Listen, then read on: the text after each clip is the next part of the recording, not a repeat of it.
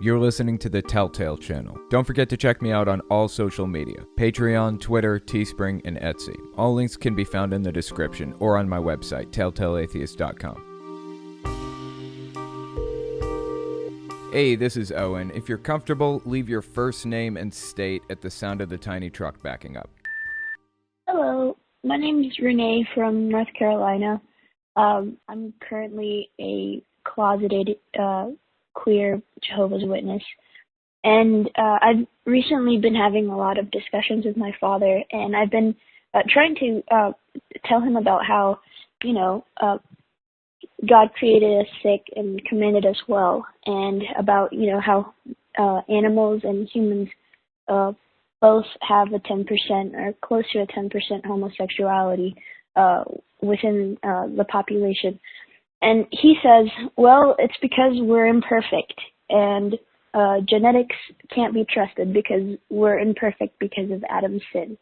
And I was just wondering if there was something that I could say to him that would be a better argument. Thank you. Interesting. So, did the fish do something wrong? Did they sin?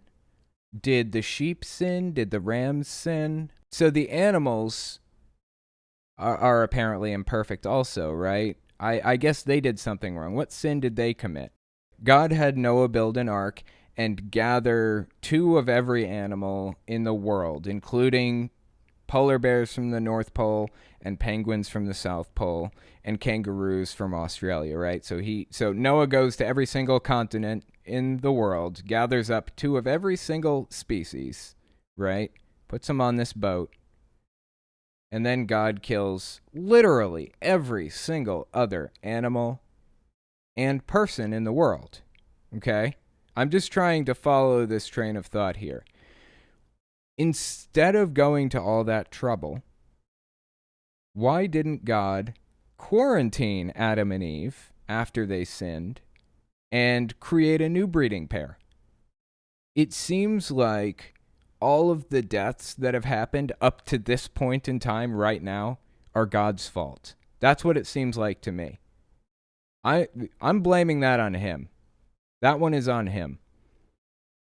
Seriously, I'm just some dude sitting in his chair streaming, and I came up with that. God, all-knowing and all-powerful and all-wise, should have been able to come up with that the second he found out Adam and Eve were sinning. Why didn't he quarantine them and create a new breeding pair? Instead of allowing all of this pain and suffering and everything, and then sending his son, who's actually himself, to die as a sacrifice to forgive us for something that he's upset about? Like, what is happening here? This is the strangest, most bizarre story ever when you step back and think about it. But let me get back to it, because your question wasn't, how crazy is this story? It sounds to me like you agree that this is absolutely ridiculous. Your question was, how do I talk to my dad about it? I'm a proponent of something called street epistemology. You've probably heard about it. I've talked about it a billion times. But there's this discussion technique or conversation tactic called street epistemology. Anthony Magnabosco has been pioneering it. Really, really cool guy. You guys should check out his channel if you haven't seen it. But he pushes this street epistemology conversation tactic. The idea is you don't want to give them any facts because they're going to reject those facts. The facts don't matter. In fact, if you're really interested, you can say to them, hypothetically speaking, let's say science could definitively prove that God isn't real. Would you believe it? Their answer will most likely be, no, I wouldn't believe it. I would continue believing in God because he's proven himself to me, or whatever else. Facts don't matter in these conversations, so avoid them completely. Don't bother throwing facts at them.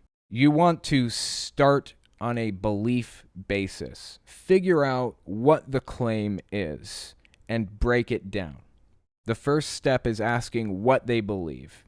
There's what, why, and how. What do they believe? Say Jehovah's Witness tells you, I believe that Jehovah is God's real name. Now the why. Why do you believe that? Tell me about it. I want to figure this out with you. Let's do it together. Make them feel like you're working together to solve a problem. Make them feel like you are on their side. That's the key to this. You don't want their guard to go up. The moment their guard goes up, the moment they feel like they're under attack, the conversation's over. There's no more progress going to be made here. So try to keep their guard down while you talk to them. So you've established the what.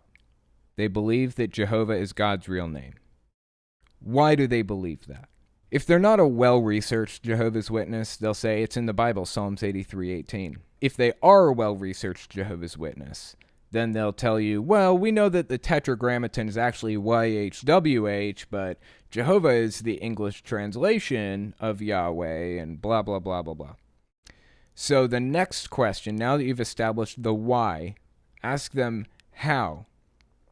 How can we test this? How can we know for sure that this claim is true? I want to be right, and you want to be right. So let's both figure this out together. If you're right, I want you to convince me.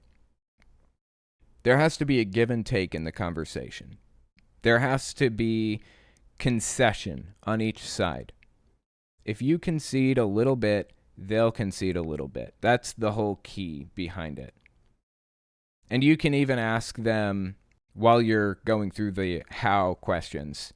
If I had definitive proof that Jehovah was not God's real name, would you accept that proof? Usually the answer to that question is, no, I wouldn't. When it boils down to it, any belief that isn't based in evidence is based on faith, typically. Faith is belief without evidence. Faith is the belief in things unseen. I think that's like the Bible quote. I don't remember the whole thing.